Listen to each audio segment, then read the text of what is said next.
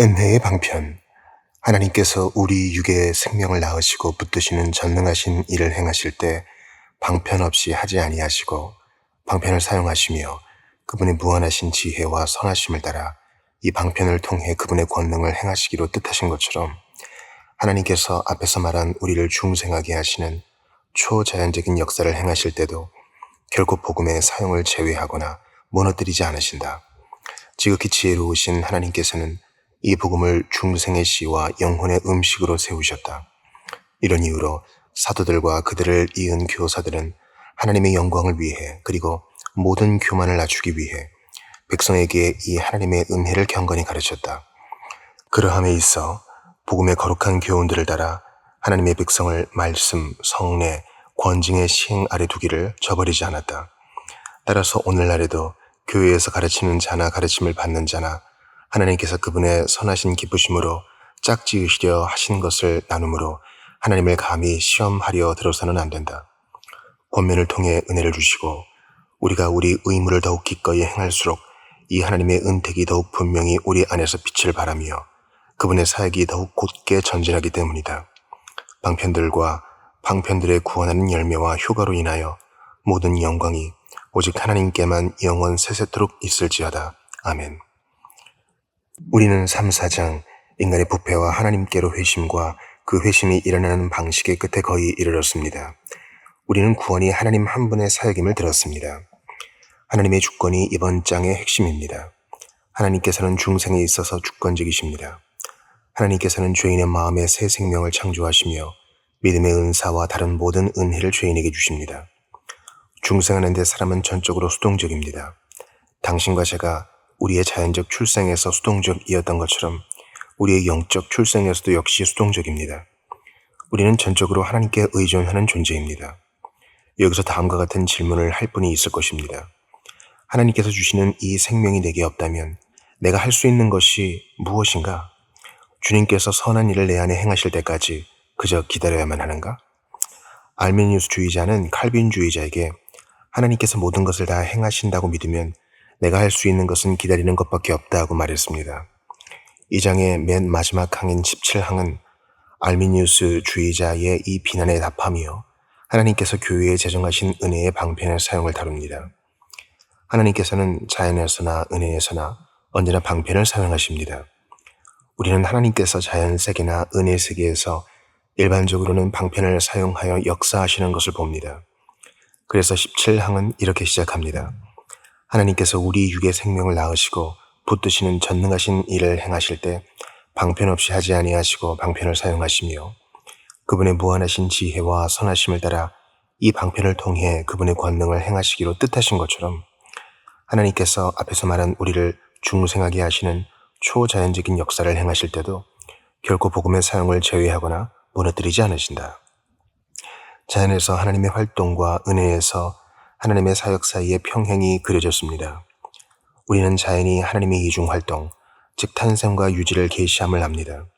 예를 들면 식물이나 동물이나 사람이나 살아있는 모든 생물은 먼저 태어나고 그 이후에 존재를 유지합니다. 영적 생명도 마찬가지입니다. 하나님께서 새 생명이 존재하도록 부르시며 또한 그 생명이 지속하도록 하십니다. 하나님께서는 영적 존재의 탄생과 유지에서 모두 방편을 사용하시며 그 방편은 하나님의 말씀입니다. 개혁주의 안에 있는 많은 사람이 이것을 부인합니다. 부인하는 사람들은 하나님께서 하나님의 말씀 없이 하나님의 성령으로 택함받은 자 안에 이 새 생명을 만드신다고 주장합니다. 또한 성령님께서 새 생명을 직접 창조하시며 새 생명이 태어난 이후에야 당연히 말씀의 중요함이 대두하는데 그 이유는 말씀은 오직 이미 살아난 사람들에게만 설교되기 때문이라고 말합니다. 한때 개혁주의 안에서 성령님께서 중생 때 죄인의 마음에 직접적으로 일하시는지 간접적으로 일하시는지에 대한 토론이 많이 있었습니다. 아브라함 카이퍼를 따르는 이들은 성령님께서 직접적으로, 즉 말씀 없이 일하신다고 믿었습니다. 반면 우리와 돌트의 선조들은 성령님께서 간접적으로 일하신다고 믿습니다. 하나님께서는 매개체를 통해 일하십니다. 하나님께서는 죄인을 중생시키실 때 방편을 사용하시며 그 방편은 바로 하나님의 말씀입니다. 하나님의 말씀은 이중 기능을 가집니다. 첫째는 죄인을 그리스도 안에 있는 생명으로 부르는 기능입니다. 이는 성령님께서 복음 설교를 죄인의 마음에 적용하시는 때 일어납니다. 둘째는 죄인이 거듭나고 그리스도 안에서 아기가 된 이후에도 하나님께서는 말씀으로 먹이시고 양분을 공급하신다는 것입니다. 우리는 이것이 성경의 가르침이며 개혁자와 청교도의 가르침이라고 확고히 믿으며 다른 견해는 성경의 시험을 견디지 못한다고 믿습니다. 물론 우리는 하나님께서 말씀 없이 역사하실 수 있다는 것을 부인하지 않습니다. 어린 자녀나 정신장애를 가지고 태어난 사람들은 하나님의 말씀을 읽거나 설교를 듣지 않고 중생하는 것이 정말 가능합니다. 하지만 이것은 하나님께서 사용하시는 일반적인 방식이 아닙니다. 게다가 하나님의 말씀 설교를 듣거나 말씀을 읽지 않고도 중생했다고 주장하는 사람마저도 상황을 주의 깊게 살펴보면 어떤 식으로든 그 사람들이 말씀에 대해 들었다는 것을 인정해야 한다고 저는 확신합니다. 복음에 대한 말씀을 겨우 몇 구절 읽었다거나 라디오에서 들었다고 하더라도 말입니다. 궁극적으로 저는 성령님의 사역과 하나님의 말씀은 연결되어 있다고 믿습니다. 우리는 주님께서 말씀 없이 영아들을 새 생명으로 부르신다는 것을 부인하지 않습니다. 분명히 그런 부르심을 받는 사람들이 있습니다. 성경은 세례 요한과 선지자 예레미야를 언급합니다. 여기서 우리는 하나님께서 말씀 없이 역사하시는 것이 죄인들을 부르시는 하나님의 일반적 방법은 아니라는 견해를 취합니다. 우리 선조들은 늘 가정중생 개념을 부인해왔습니다. 가정중생론은 택함받은 모든 사람이 세례 의식 동안이나 이제는 일반적으로 태어날 무렵에 중생했다는 교리입니다. 우리는 이것이 종종 안전하다는 거짓 느낌이나 확신으로 이끄는 매우 위험한 교리라고 믿습니다. 우리의 모든 자녀가 영아시에 이미 중생했을 것이라 믿으면 우리는 자녀들이 기본적으로 구원받은 것이라고 여길 것입니다. 이런 견해는 주님을 찾는 긴박성을 없애버립니다. 이 견해를 믿으면 우리는 믿고 회개하라고 주인을 부를 아무 이유도 찾지 못할 것입니다. 바로 이 가정 중생 교리 때문에 어떤 기독교회 안에서는 개인적인 회개와 회심하게 하는 부르심이 매우 희귀합니다. 우리는 하나님께서 죄인을 새 생명으로 부르시는 때에 대해 자유로우시다고 믿습니다. 하나님께서는 주권적이십니다. 하지만 우리는 하나님께서 일반적으로 설교와 연결된 방식으로 일하신다고 믿습니다. 예를 들면 우리는 사도행전에 나오는 루디아의 회심에서 성령님께서 루디아의 마음을 여시는 것을 읽습니다. 이것은 성령님의 매우 특별하고 기적적인 활동이었습니다. 하지만 성령님의 역사는 바울이 여자들에게 복음을 설교할 때 일어났습니다. 루디아도 예외가 아닙니다. 이것이 하나님께서 일반적으로 역사하시는 방식입니다. 따라서 우리가 하나님의 말씀이나 복음이 중생의 씨며 동시에 영혼의 양식이라는 신주의 가르침을 붙잡을 때 우리는 안전한 터에 서 있는 것입니다. 이것이 우리 선조들의 정통 신앙이었습니다. 원칙적으로 성령님께서는 하나님의 말씀을 설교하는 곳, 성례를 집행하고 하나님의 언약을 세우는 곳에서만 역사하십니다. 주님께서는 그곳에서 일하십니다. 이것은 은혜의 방편과 관련된 우리의 의무를 매우 분명하게 합니다. 누군가 어떻게 새 생명을 받습니까? 하고 묻는다면 유일한 답은 하나님께서 제정하신 은혜의 방편을 사용함으로 새 생명을 받습니다입니다. 하나님께서 은혜의 방편들을 제정하셨다면 우리는 신실하게 그 방편들을 사용할 의무가 있습니다. 우리는 이 은혜의 방편들을 말씀이 설교될 때마다, 주일에 모일 때마다, 그리고 주중에도 말씀을 듣고 공부할 기회가 있을 때마다 사용해야 합니다. 우리는 말씀을 설교하는 곳과 성경 공부하는 곳에 참석해야 하며 거기 있어야 합니다. 어떤 분들은 하나님께서는 말씀 설교 없이도 교회 밖에서 나를 회심하게 하실 수 있어 하고 말할지 모릅니다. 이 말은 맞습니다. 주님께서는 할 수 있으십니다. 그런데 문제는 하나님께서 무엇을 하실 수 있으신지가 아니라 당신이 무엇을 해야 하는가입니다. 하나님께서는 방편에 매이지 않으십니다. 하지만 우리는 방편에 매입니다. 우리가 하나님의 말씀을 설교하는 곳에 성실히 참석하지 않으면 우리는 구원받을 가능성이 거의 없습니다. 신조는 하나님께서 권면을 통해 은혜를 주신다고 말합니다. 권면은 매우 포괄적인 용어며 경고, 권고, 초청, 가르침, 교훈 등 말씀 설교 동안 이루어지는 모든 것을 의미합니다. 하나님께서는 이런 권면들을 방편으로 사용하여 죄인들을 구원하기를 기뻐하셨습니다. 하나님께서 자신의 종들이 하는 말을 죄인들의 마음과 삶에 적용하시는 것이 이때입니다. 하나님께서 자신의 종들이 선포하는 말을 죄인들의 마음과 삶에 적용하실 때 목사의 말은 종종 연약함과 불완전함 가운데 전해져도 성령님께서 그분의 원수인 죄인들의 마음에 쏘시는 화살이 됩니다. 이것은 주님께서 모든 원수를 무릎 꿇게 하시는 방법입니다. 때로는 오직 한 단어면 충분합니다. 한 단어가 당신의 마음에 감동을 줄 수 있습니다.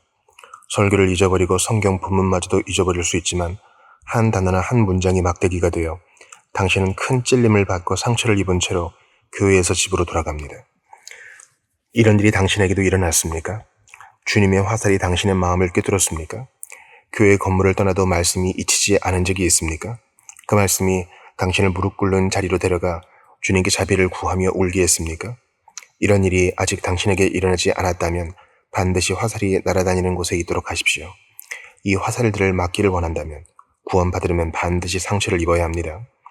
이 화살들을 막기를 원한다면 하나님께서 이 싸움을 싸우시는 곳에 반드시 당신이 있도록 하십시오.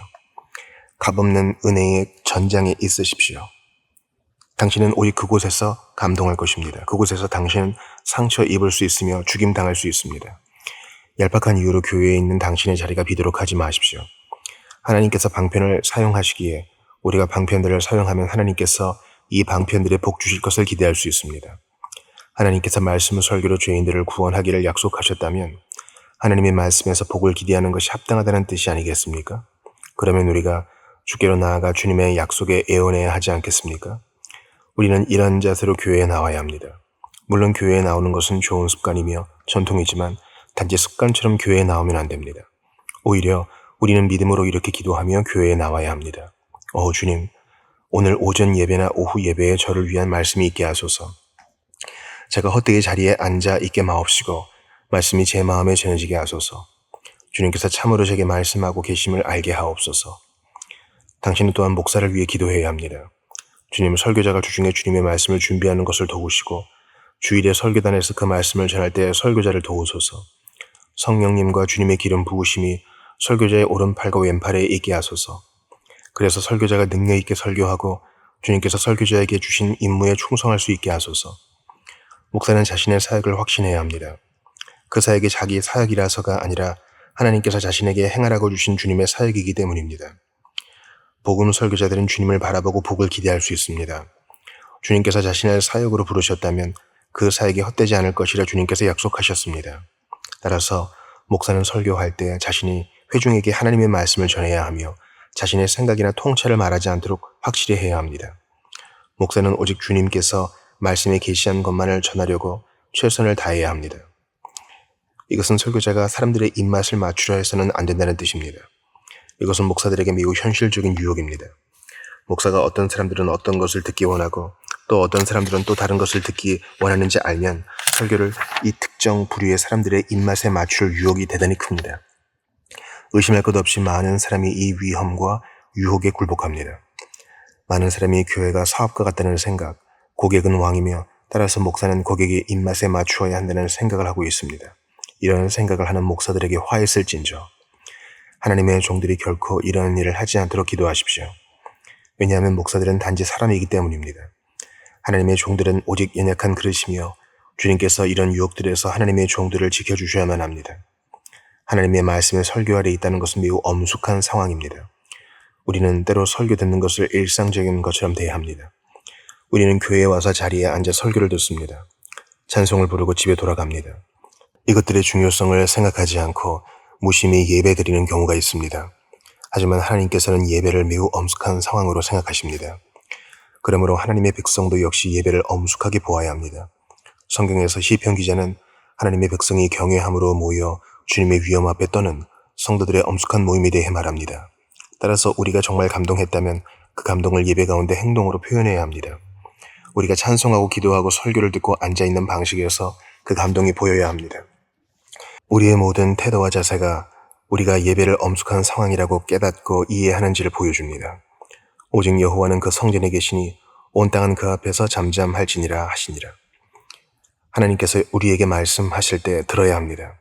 하나님께서는 하나님의 거룩한 보좌에서 우리에게 말씀하시며 우리 죄에 대해 유죄를 선고하시거나 무죄를 선고하십니다. 유죄 아니면 무죄입니다. 그리스도를 믿는 믿음, 하나님을 향한 회개, 겸손, 깨어짐, 통회하는 마음이 있는 곳에 하나님께서는 내 죄사함을 받았느니라고 말씀하십니다.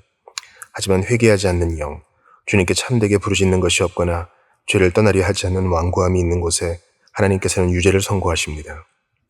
이대로 죽는다면 우리는 하나님 앞에 설 수 없습니다. 우리가 하나님의 집에서 만나는 모든 상황이 얼마나 엄숙합니까? 은혜의 방편을 사용하는 것은 또한 우리가 집에서 성경을 듣고 읽고 묵상해야 함을 의미합니다. 우리는 개인 경건의 시간과 가족 경건의 시간이 모두 있어야 합니다. 가족 경건의 시간이 있습니까? 남편이나 아내와 함께 기도합니까? 말씀을 읽고 같이 이야기를 나눕니까? 이것도 은혜의 방편을 사용하는 것입니다. 개인 경건 시간이 있습니까? 성경을 읽고 다른 좋은 책들을 읽습니까? 이런 방편들을 사용하는 데 게으르다면 우리가 복을 많이 받지 못해도 놀랄 일이 아닙니다. 이는 중생의 시인 하나님의 말씀을 받은 참된 하나님의 백성에게도 마찬가지입니다. 참된 하나님의 백성도 역시 자신들의 영혼이 먹을 말씀이 필요합니다. 새 생명은 반드시 양분을 받아야 합니다. 사도 베드로는 우리가 말씀에 순전하고 신령한 젖을 사모해야 한다고 말합니다. 솔직해집시다. 우리는 순전하고 신령한 젖을 자주 사모하지 않습니다. 우리는 그저 해야 해서 성경을 읽습니다. 성경을 읽어도 느낌이나 참된 갈망이 없기에 우리의 영적 생명은 생기를 잃어갑니다. 하나님의 백성의 삶은 종종 느슨해질 수 있습니다. 너무 많은 세상의 정신을 지니고 시대와 감각의 일들의 마음이 사로잡힐 수 있습니다. 바로 이런 이유로 성경은 우리에게 부지런히 주님을 찾으라고 그토록 자주 권면하는 것입니다. 사도 베드로는 우리의 부르심과 택하심을 굳게 하는데 부지런하라고 말하며 우리 주 곧 구주 예수 그리스도의 은혜와 그리스도를 아는 지식에서 자라가라고 말합니다. 모든 것을 행하시는 분은 하나님이시지만 우리는 은혜의 방편들을 사용할 의무가 여전히 있습니다. 이 방편들은 하나님께서 제정하신 것입니다. 그리고 우리가 더욱 부지런히 방편들을 사용하면 더 많은 복을 받기를 기대할 수 있습니다. 신주는 이것을 다음과 같이 서술했습니다. 권면을 통해 은혜를 주시고 우리가 더욱 우리 의무를 더욱 기꺼이 행할수록 하나님의 은택이 더욱 분명히 우리 안에서 빛을 발한다. 이것은 건전한 교리며 균형 잡힌 가르침입니다. 신주는 선택, 중생과 다른 모든 문제에서 하나님의 주권에 주목했습니다. 더불어 돌트의 우리 선조들은 사람들이 은혜의 방편을 사용할 책임이 있다는 것도 분명히 이해하도록 주의를 기울였습니다. 우리가 은혜의 방편을 더 기꺼이 사용하고 더 헌신하여 성경을 상고할수록 주님께서 우리에게 복 주실 것을 더욱 확신을 가지고 기대할 수 있다고 주님께서 약속하셨습니다. 우리에게 얼마나 큰 용기를 북돋아 줍니까? 주님을 찾고 주님의 말씀을 읽고 교회에 오는 것은 헛되지 않습니다. 시간 낭비가 아닙니다. 당신이 택함받은 자라면 무엇을 하든지 정해진 대로 될 것이라고 말하는 사람들이 있다는 것을 압니다. 그것은 마귀의 교리입니다. 성경적 가르침이 아닙니다. 주님께서는 주님을 간절히 찾는 자, 은혜의 방편을 겸손히 사용하는 자가 주님의 복을 받을 것이라고 약속하셨습니다. 이것이 주님의 약속이며 우리는 그 약속에 의지할 수 있습니다. 이 말은 우리가 은혜의 방편들을 사용하면 자동으로 복을 기대할 수 있고 그래서 우리 자신의 활동의 결과로 복을 기대할 수 있다는 뜻이 아닙니다. 우리는 항상 하나님의 자유로우신 주권을 인정해야 합니다. 하지만 그러면서도 우리는 하나님의 약속을 의지해 강구할 수 있습니다. 이것이 비밀입니다. 주님께서는 자기 백성을 중생시키시며 영양분을 공급하십니다. 천국으로 가는 여정에서 양식을 공급해 주십니다. 당신은 아마 이렇게 말할지 모릅니다. 은혜의 방편을 여러 해 사용했지만 제 영혼에 별 유익이 없었을까봐 두려워요. 제가 무엇을 해야 할까요? 나의 형제자매여, 그 방편들을 계속해서 사용하십시오. 방편들을 사용하는 것이 헛되다는 모든 제안은 지옥에서 곧바로 온 것입니다. 당신 안에서 아무 소용없어, 그냥 포기해버리지 하는 목소리가 있을지 모릅니다. 이 속삭임은 악한 자의 속삭임입니다. 마귀는 당신이 교회에 가는 것을 원하지 않습니다. 성경을 읽는 것과 기도하는 것도 원하지 않습니다. 또한 마귀는 당신이 무릎을 꿇는 것도 원하지 않습니다. 왜냐하면 마귀는 무릎 꿇고 자비를 간청하는 죄인이 곧 하나님께 응답받을 것이며 자신의 영역을 떠나 사탄의 최대 원수인 예수 그리스도의 영역으로 들어갈 것을 알기 때문입니다. 마귀가 하는 어떤 제안도 듣지 마십시오. 은혜의 방편을 계속해서 사용하십시오. 그 방편의 사용에 붙어있는 풍성한 은혜가 있습니다. 잠언 8장 34절은 누구든지 내게 들으며 날마다 내 문 곁에서 기다리며 문설주 곁에서 기다리는 자는 복이 있나니 하고 말합니다. 겸손하고 회개하는 죄인이 궁전에서 문이 열리기를 기다리며 왕이 자신의 귤을 뻗어서 죄인에게 그 귤을 만지고 원하는 복을 받으라고 간청하는 것이 잠언 8장 34절의 그림입니다. 얼마나 큰 약속이며 동시에 얼마나 큰 경고입니까?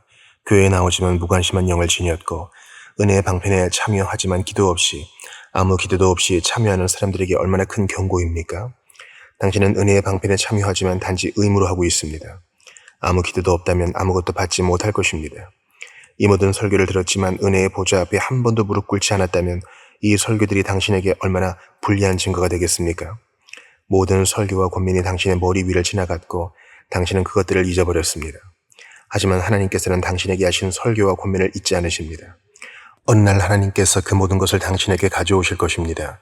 그때 당신은 그 권면들에 대해 당신이 한 행동들을 하나님께 해명해야 할 것입니다. 그 설교들이 그날에 당신에게 불리한 증언을 할 것입니다. 우리에게 이 일이 결코 일어나지 않기를 주님께로 돌아서서 간청하십시오. 주님, 주께서 은혜의 방편들을 주셨사오며 제가 하나님의 말씀을 설교로 들었나이다. 오 주여, 이 방편들로 제 마음에 복 주시옵소서. 오직 한마디로 충분하오니 말씀하여 주옵시고 그 말씀을 권능으로 제 영혼에 적용해 주옵소서. 주님께서 당신에게서 이런 모습을 보신다면 소망이 있습니다.